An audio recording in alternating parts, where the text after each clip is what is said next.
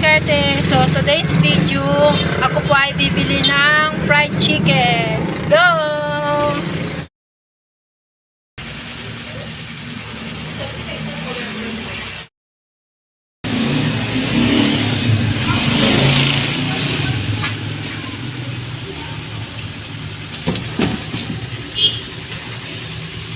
Yan mga kadiskarte, oh.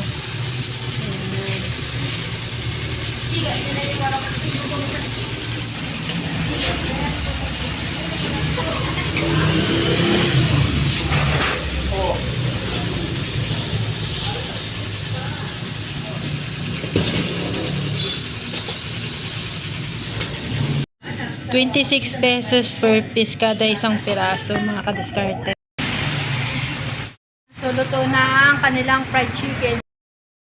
So, nakabili na po ako ngayon ng 4 na pirasong pritong manok sa halagang 104 pesos. Ito mga kadiskarte, oh. So, halagang 104 pesos. May 4 na pirasong manok na kami na fried chicken. Ayan, oh. Very crispy. Tapos, malasa ang kanilang manok dito mga kadiskarte. Ayan, oh. Malaki. Inamay ko na mga kadiskarte. Ako lang naman kakain. Ayan, oh. Thank you for watching. Don't forget to like and subscribe.